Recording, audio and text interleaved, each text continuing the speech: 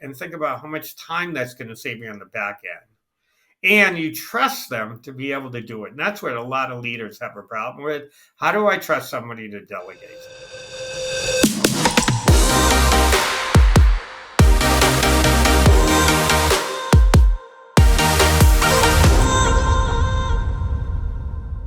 Welcome back to another episode of the Leadership Lab. I'm Henry Kirk.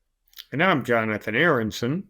And today we're going to continue our series on situational leadership. So Jonathan, why don't you kick it off with our next topic? Yeah, so we've been kind of talking a little bit about situational leadership. We've covered a couple areas in that, being in a podcast we talked about gaining alignment, right? And on the competency and the motivation that somebody might have, or the commitment in order to achieve a goal or do a task. And we talked about putting together SMART goals. We also talked about one-on-one conversations, which is one of the conversations part of situation leadership. For you folks who don't know, situation leadership came out of Ken Blanchard and Paul Hersey did some research that stemmed out of decades of studies done on how people act in a work environment and between leaders and reports. And it started way back, I think it's a turn of not this century, last century.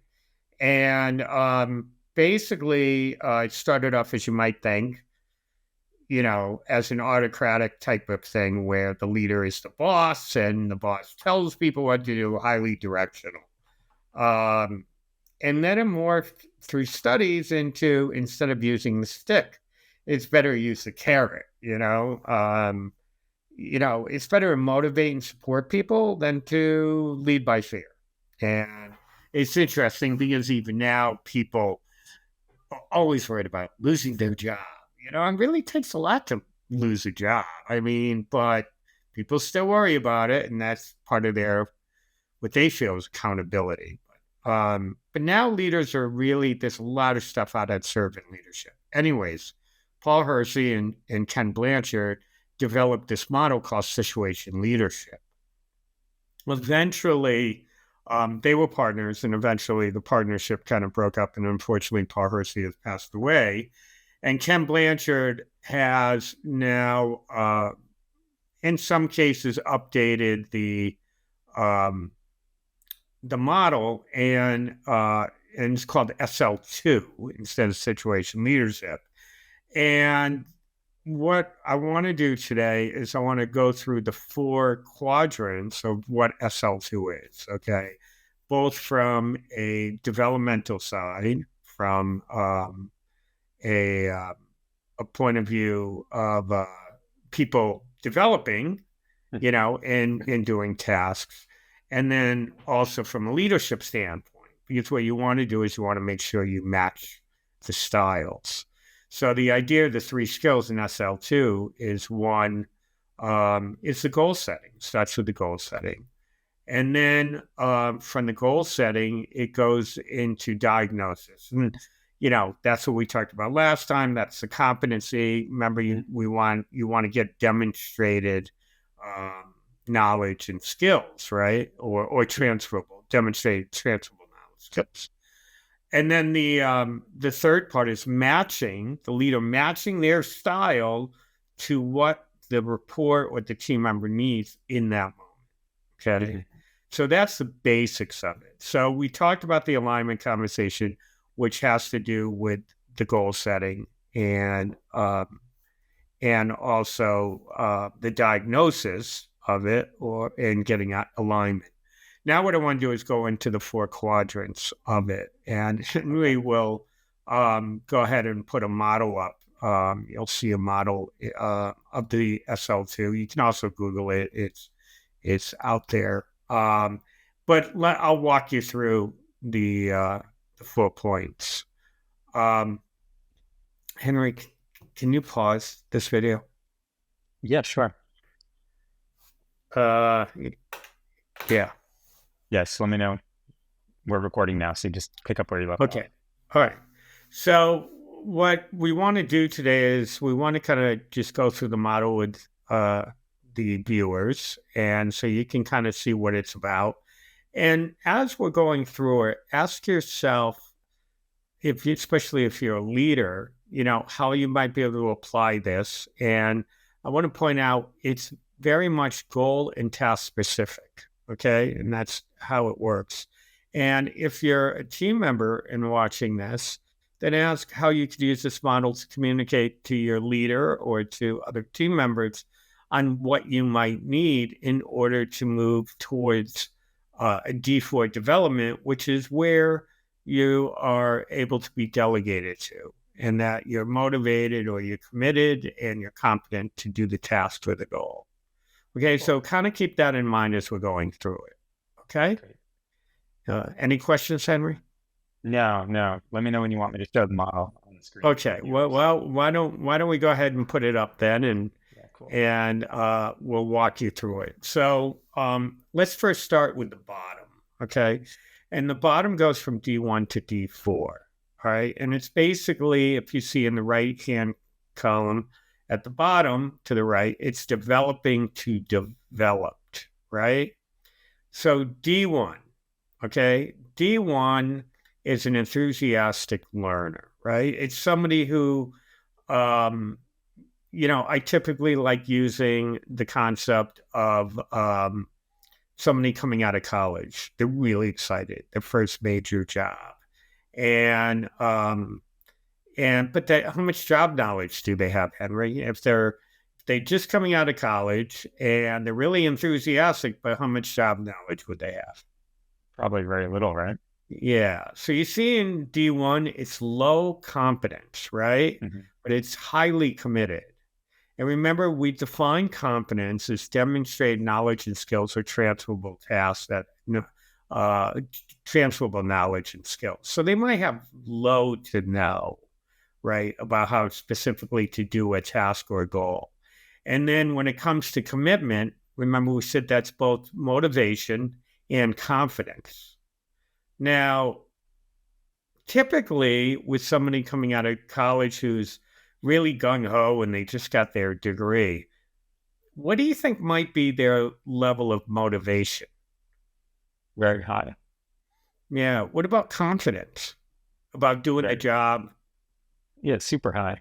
Yeah. Super high. Okay. So what you don't want to do is confuse you don't want to confuse the confidence or the, with competence, right? Two different things. You don't want to confuse commitment with competence either, right? Mm-hmm. So be very careful because they could try to convince you as a leader, I got this, no problem. Yeah, it's what we talked about last time. Yeah, where it's you need to make sure they demonstrate that they actually can, right? Right. Okay. So then what happens is they've been doing the job for a while and it's got a lot more to it than they thought, right? So they've gotten a little bit of knowledge. So they have low to some competence, right? Because they've been doing it a little bit. Mm-hmm. But then their commitment drops. You see how it says low commitment? Why do you think their commitment drops, Heather? Oh, well, that's, at least at Google, we would call it imposter syndrome, where you get all excited and then all of a sudden you realize that, it's a lot harder than you thought, or maybe you're not good enough or something like that, where you start to lose the excitement and in reality sinks in. So their motivation may drop and their confidence may drop, right? Right. So they don't jump from one to another, they slide. Okay. And they don't have to stay long in a development area. Everybody's different, right? Which is why it's called situational. All right. So now they've been doing the job for a while and they've showed that they can do the job or the task or the goal. Remember, it's very specific to task and goal. I'll keep saying that to have it sink in. But you see here is variable commitment. Right now, why do you think the commitment is variable? Sorry about the dog there, folks. Yeah, he wants to answer the question. Yeah, It's like where you're on the cusp of probably the next phase, potentially like being able to do it on your own, but you're still might need a little bit of help, sort of stuff, right? Yeah. Well, usually you think you're still pretty motivated at this point. You've been doing it for a while, and you're motivated to really do the task or the job, the task or the Yeah, job. yeah, I would say so. Yeah. What about confidence? Confidence has got to be much higher at that point because you're Well, successful at the job. yeah, but let's think about it. They moved from lack of confidence. Mm-hmm. They've been doing the job and showing that they've been doing it. But people generally convinced that they don't want to screw up, right? Oh, I see. They become hesitant and they pull back a little. Mm-hmm. That's why we say variable commitment, but mostly what's being affected here is their confidence. Gotcha. Does that make sense to you, Henry? Yeah, absolutely. Okay. All right. And then they eventually move to the D4, which I call the Holy Grail. Okay, because it's highly competent, highly committed. All right, where they have confidence and motivation. Mm-hmm. So those are the 4 development levels. Again, task specific and goal specific. All right. Any questions on that, Henry? No, it's good. Do you want me to take this chart off the screen now? Yeah, sure. And as usual, the one guy wants to show up. So I'm back. I'm sure everyone missed me. Nice to see you. You can put it over me next time. How's that? Totally. We're growing in this podcast. New technology every week. Yeah. So, what do you think about the developmental stages, thinking about your own experience as a leader, Henry, and also as somebody who's developed over a period of time? What do you think about it in general? I mean, what comes up for you? Yeah, so obviously this is not my first experience with this, but what I think is when I first was, I think you were the one that showed me this. When I first learned of this kind of like concept and worked through, what I think is most interesting is that it's the one thing that I think a lot of managers and teammates don't discuss, and you end up having a manager that tends to be one style.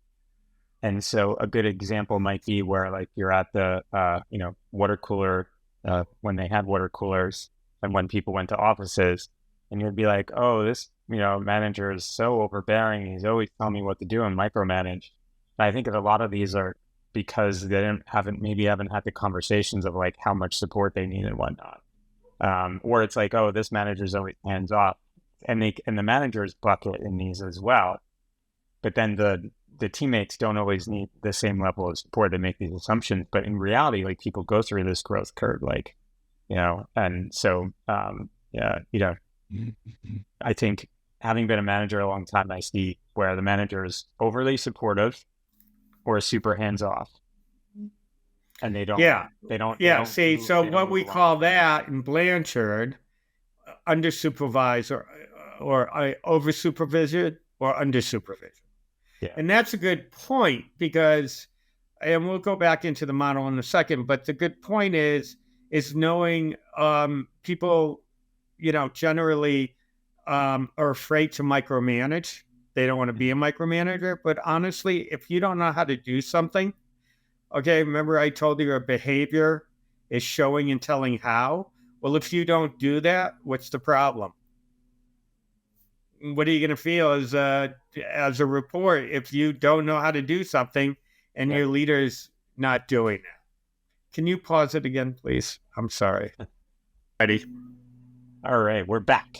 All right. So, sorry, folks. Anyways, so if it's not micromanaging, if a person needs direction and they want it. Okay, so just remember that. Yeah.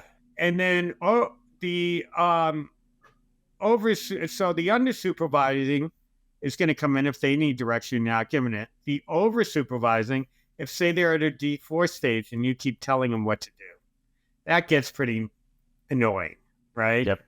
And it's taking up your valuable time as a leader where you could be spending it on helping other reports, right? That's right.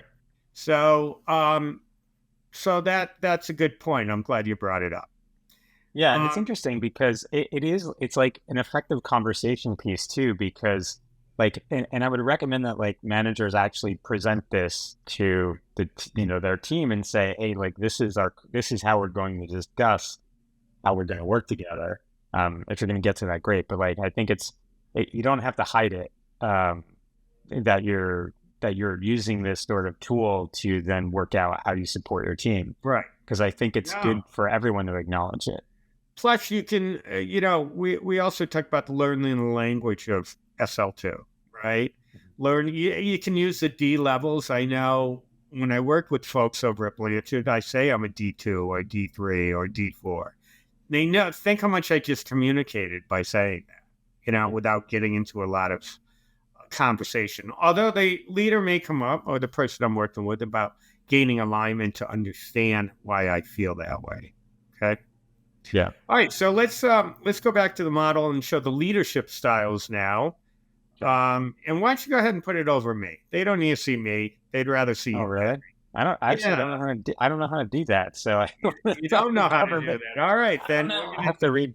We'll have to try that for next time. Let me go grab you and bring you over. All right. We'll leave it there. Yeah. Okay. So now the way the model works is that your leadership style corresponds to the development level of the team member. All right. So as you see in the big box, it's S1, S2, S3, S4. And, again, S1 would pertain to a D1 and S2 to a D2 and so on. So an S1, as you see in the area, highly directive, right?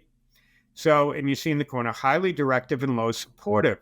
Remember, this guy's pretty highly committed to doing this job. They don't need a lot of support, right? But they do need direction because they have low competence. So that's the style you would use. Then they've been doing the job for a while. They've become that disillusioned learner, right? So then at that point, you want to continue to be highly directive because they're still learning the task, Yep. And then, but there, you now want to become highly supportive, and you want to coach it. And the coaching is really about, building their confidence, building their motivation, helping them understand that where they are is fine, knowing that they have you as the leader, those kinds of things where they're feeling much more comfortable about the future and about that they can get it. So again, your style is there where you're coaching, highly directive, highly supportive. Now they make the jump. And why I call it the jump? Because now they're pretty confident doing the task or goal, right? They show that they can do it. But remember, we talked about that variable commitment. So there, they still need support, okay? But not so much direction. And here where your role as the leader really is about building self-reliance. You try to move them to D4, right? So D4 is a self-reliant state. So, you're not really directing them. You're asking them a lot of open-ended questions. You're helping them understand why they are how they're doing the job, and that they're being confident doing the job and they're meeting the expectations through asking questions, not through telling. Okay, what might some of those questions sound like? How was it the last time you did this task? What was the outcome? What is your reasoning for not feeling that you are feeling confident? And draw them out to have the conversation. So you can kind of see where they are and coach around that in order to move them towards a D4 by gaining their confidence. And then the last one, the Holy Grail, they're low directive, low supportive. They can give them, they can more or less figure out things that they need to figure out because they're self-reliant and they're committed to do the job. So there you're just delegating, and you're validating how well they're doing, and you're recognizing the fact that they don't need you and that you still appreciate them, that kind of thing.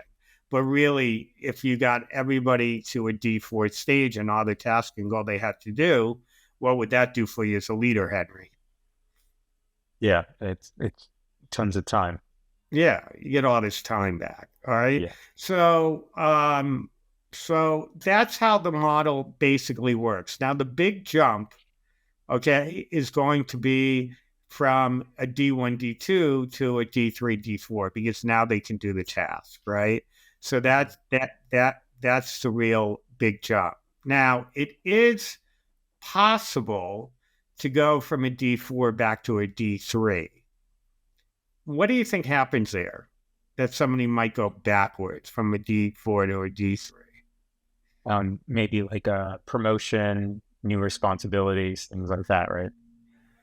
Well, that could be, but let's say none of that changes. What do you think might? Everything being equal, what might send a person from a D4 stage back to a D3? They make a mistake or something like that, and don't get a grade. Or it's great, maybe, I don't know. What if they were bored? How do you think that'll happen? Well, if they were bored, what would happen to their commitment level? I don't know. I see. Interesting. They're confident they can still do the job, but the motivation might not be there, right? Oh, that's interesting. You really, is that like is that something that you see as you've been working? It can happen. It's a regression that can happen. It's very interesting. Okay. Yeah. So in that case, you may want to have them teach other people. You might give them a new project, that kind of thing. So that's the basics of the model and how the model works. And it does work. Now, for folks out there, just to let you know, if you'd like to know more about this, the two books I recommend, which I already talked about, both by Ken Blanchard. One is the new 1 Minute Manager that talks about goal setting, motivation, and redirecting or meeting expectations, and if you're not, how to handle that. Then the second book that I recommend is Leadership in the 1 Minute Manager, and that talks specifically about the SL2 model. Okay, so you can get in that book. Also, you can go to Blanchard.com. They have workshops, all sorts of possibilities there. If anybody wants to know more about it, they certainly can contact me. And I'm not a salesman, just let everybody know, but I really do believe in the model, and I coach around it, and I facilitate around it as well. So if you'd like to know more, please reach out. But it's fantastic. It really works. Okay, so that's the question I have for you, Jonathan. So a lot of, there are probably managers listening here saying, well, it seems too simple. So, and I know I've been similar on that side. So explain to me why is this so effective with its simplicity? Well, honestly, you don't know what you don't know. Okay. And although it's simple, when you look at it, think about putting it into practice. You got to be able to diagnose.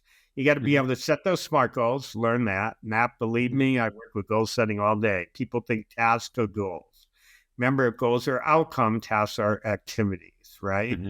And so that is a skill to learn, right? Then how to have the alignment conversation, and how to have how to be able to decipher or what D level they're at, what development level they're at doing a task or a goal, and having those conversations, getting alignment around it. And then knowing what to give the person in that particular task or goal. Although it's simple, remember, people like directing. Okay, for instance, what could get in the way? Let's say somebody is highly knowledgeable, a leader. Well, their natural thing is they want to keep telling people how to do it. Remember, the goal of the leader is to build self-reliance. Let's say it's something urgent that needs to be done, right? They're going to maybe jump in and want to direct. Then they're not going to want to spend the time. Now, this model pays off, but you got to spend time up front to get to the back end. But then once you've been back in, they're self-reliant. And here's the big thing. You trust them to do it because you've seen it. You've worked through the different stages, right? So, cultural things can get in the way. All sorts of things can get in the way. Or, hey, here's something that just happened, pandemic, right? Yep. Well, in pandemic, everybody's kind of nervous and they're at home and they're not doing great. I don't want to direct them. I just want to support them. But they need direction, right? They don't know what to do or how to do the task or goal. So all these things can get in the way. So, yeah, you might say it's simple, and it is fairly simple. I mean, it's a learned skill, but like anything else, it's a learned skill, knowing what to do when.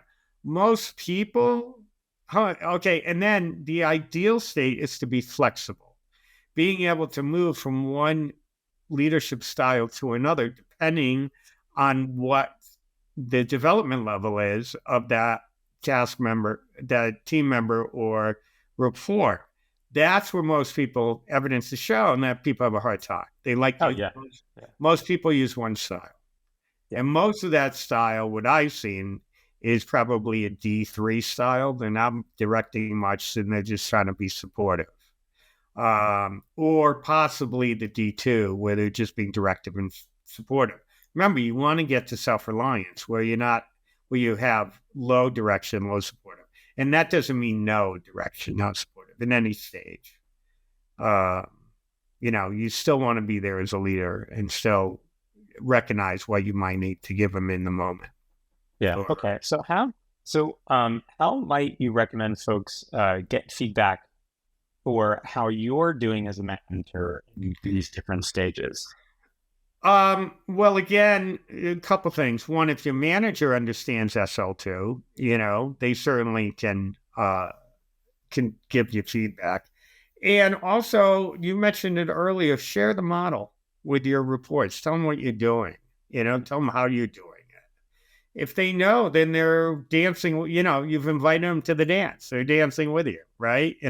If they don't, and you're doing the twists and they're doing the cha-cha, if you guys know what that is, then you're doing two different dances. So you want to, goes back to the alignment, right? So bring them into the conversation and let them know. But, by the way, since a lot of engineers listen to this podcast, there is a book out there by Blanchard as well, which is Self-Leadership and the 1 Minute Manager, which talks about how to go to your manager and let them know what you need from them. And so that happens both in the one-on-one conversation, which you want to have pretty regular with your team members, not as a project check-in, but how you can help them with their development. But they come to you, say, this is what I need. That's the expectation, at least. But you could also look at this book, and that could give you some clues how to ask your leader for help. Would you say that it should be expected that most folks on your team should go and will anyone get stuck at any level for a long period in their career? Should it be expected that people move through S4? Situation. Depends.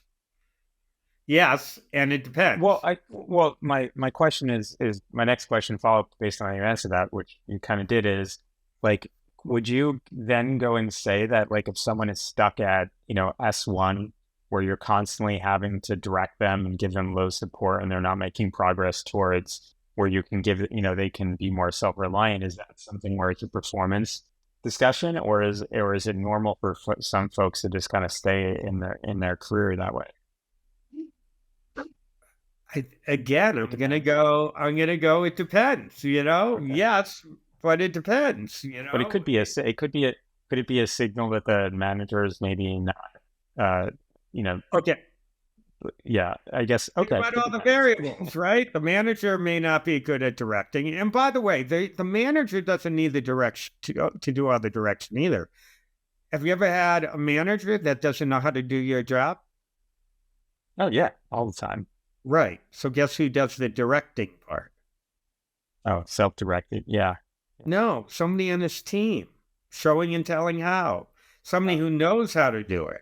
But I it see. doesn't shirk the responsibility of the manager to still follow up and still support that team member. That's a good point. That's a very good point. Very good point. Yeah. Okay. Okay. I get So it. that's just That's good. L2. Really excited to bring it to you.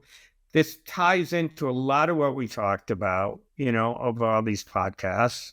I'm super excited about this model. I've been working with it. It's been around since 1969, I think, in its original form. And it's millions of people have been exposed to it, but it works. And imagine your life as a leader if you have a process to develop people to become all D4s, which probably will never happen, but you'll get closer to it. And you got a process and think about how much time that's going to save you on the back end. And you trust them to be able to do it. And that's what a lot of leaders have a problem with. How do I trust somebody to delegate to them? So I just gave you the answer today. How do you? Awesome. So is there any more upcoming theories in this, or are we done with situational leadership? Is that it? No, I think we covered it. We covered, just to recap, the 6 conversations, which is the alignment conversation, the 4 conversations, and the 4S levels, leadership style levels, and then the one-on-one conversation. So those are 6 conversations. The 3 skills, right, which is the goal setting skill, the alignment, or the not the alignment, the where you're diagnosing them, and then matching your style. Okay, the biggest thing to watch out for if you don't match your style, somebody's a D3 and you're using a D1, right? That kind of thing. All right, Gotcha. and recognize that. And so that's the real core of the model. And I think we covered most of it now. And then also that you have a certain amount of trust built up, between the reports. I mean, trust and respect, as I mentioned before. But that's it. That's all the high level conversation. Obviously, I encourage you to read the book or do a training, or a lot of companies have trainers in them or workshops even inside their company. So people may want to look to see if they can get it there as well. This is great. Yeah. Hopefully that really helps our listeners out there, both the reports of the team members as well as the leaders. This is great. And I would encourage any of our listeners to give this a try. Come back to the comments, send us a message and let us know how it's working for you. And if it's been helpful, we're happy to dive in a little bit later. And again, thank you for listening. Please hit that like button, subscribe button, all those bell buttons, all those things that they put up there, so you can get notified when we have new episodes every day. And again, thanks very much for listening today. I am Henry Kirk. And I'm Jonathan Erickson. You have been listening to the Leadership Lab. Thanks very much. Thanks, everyone.